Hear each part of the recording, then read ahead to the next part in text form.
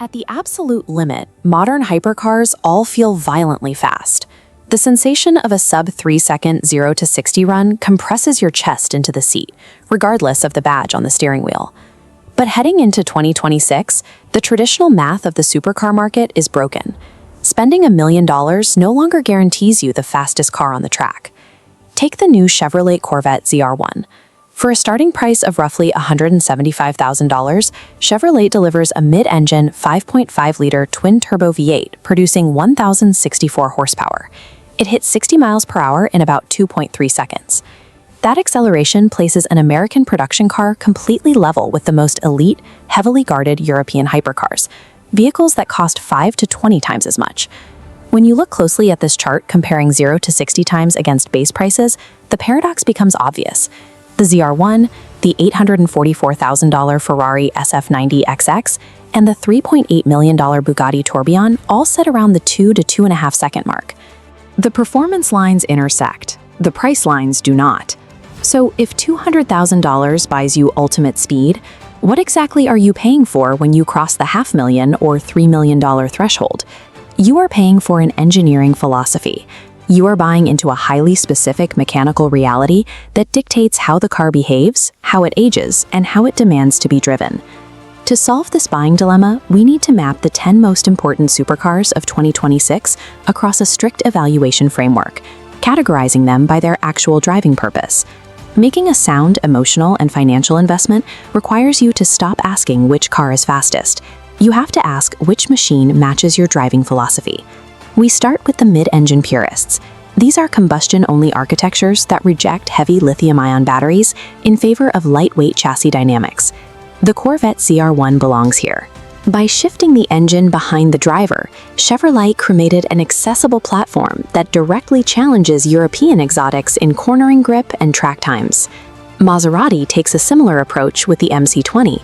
After years of relying on Ferrari, Maserati developed the Nettuno V6 entirely in-house, reconnecting the street car directly to the brand's historic racing roots. You can see that heritage clearly in the aggressive aerodynamic profile of the classic Maserati MC12, the philosophical blueprint for the modern MC20. McLaren applies this same lightweight logic to the 750S. By updating 30% of the parts from the previous 720S, they shaved off weight and sharpened the steering to create a highly focused track weapon. If we plot these vehicles on our evaluation matrix, the ZR1, MC20, and 750S cluster firmly in the bottom left quadrant. They sit squarely at the intersection of mechanical purity and high track utility. The outcome here is razor-sharp handling and high daily usability. For roughly $175,000 to $350,000, you get massive return on investment. The trade-off is exclusivity. You sacrifice the elite badge status and limited production prestige of multi-million-dollar hypercars. These vehicles prove you can own top-tier track capability without a seven-figure budget. They are the correct choice for the pragmatic driver who cares about lap times over country club posturing. On the exact opposite end of the spectrum, the industry's heaviest hitters are relying on highly complex plug-in hybrid systems to push power output into the thousands. Mercedes took the most extreme route with the AMG 1, attempting the near-impossible task of making a literal 1.6-liter turbocharged Formula One engine street legal. The direct bloodline to the racetrack is literal. Mercedes used Lewis Hamilton to present the car, cementing its identity as a street-legal F1 chassis. By pairing internal combustion with 4 separate electric motors, this hybrid architecture routinely pushes total output well past 1,000 horsepower. Lamborghini followed this exact formula for the new Revuelto. They kept their massive 6.5-liter V12, but bolted on 3 electric motors to achieve 1,015 horsepower, making it the most powerful series production model in their history. Ferrari's 296 GTB uses a smaller twin-turbo V6 hybrid system producing 830 horsepower, but they deliberately hid this futuristic technology underneath a clean, retro-inspired body. That exterior shape pulls heavily from the low-slung lines of the classic 1960s Ferrari 250 LM, contrasting vintage aerodynamics against modern battery tech.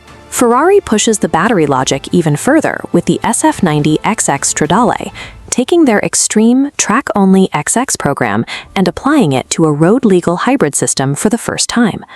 Bringing back our quadrant chart, we place the AMG 1, the Revuelto, the 296 GTB, and the SF90XX in the bottom right section. They maximize digital hybridization while maintaining intense track focus. The benefit is obvious.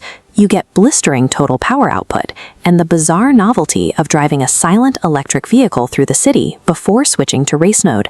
But the trade-off is severe. You are buying massive mechanical complexity.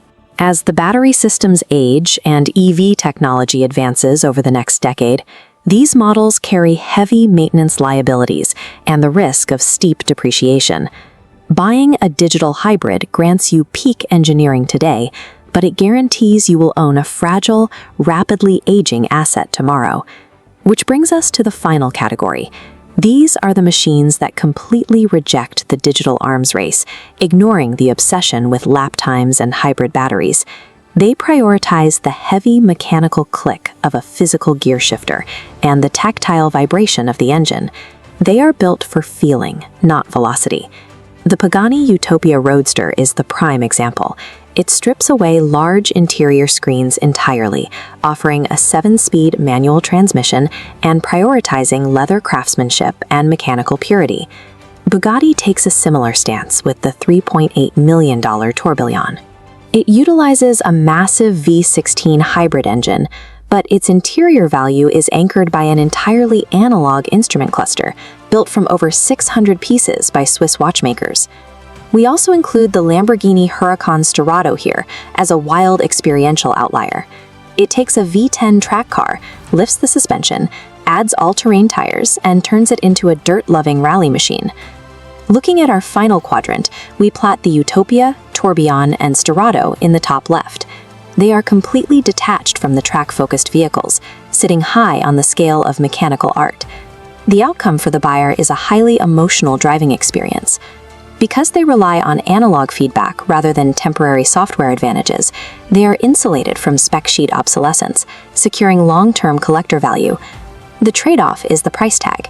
You are paying multi-million-dollar premiums for vehicles that will objectively lose a track race to a Corvette that costs a fraction of the price. These are not pragmatic transport. They are mechanical art assets. They exist for buyers who prioritize human emotion over clinical lap records. The reality is, there is no single best supercar in 2026. Making the right choice requires brutal honesty about your personal lifestyle, your budget, and your ego. This decision tree maps out exactly where your money should go based on your primary goal. If you are a value optimizer who wants to spend weekends hunting apexes, take the ZR1 or the 750S. Just know you will not get the country club stares of a multi-million-dollar badge. If you want to be a tech pioneer driving the absolute edge of modern engineering, buy the Revuelto or the 296 GTB, but do not expect the battery systems to age gracefully over 20 years. And if you are a purist seeking mechanical immortality, the Utopia or the Tourbillon are the only correct answers. Just stay off the track if you hate getting passed by cheaper cars. Align your million-dollar investments with the reality of how you actually intend to drive. Ignore the marketing hype, look past 0 to 60 times, and choose the machine that matches your philosophy.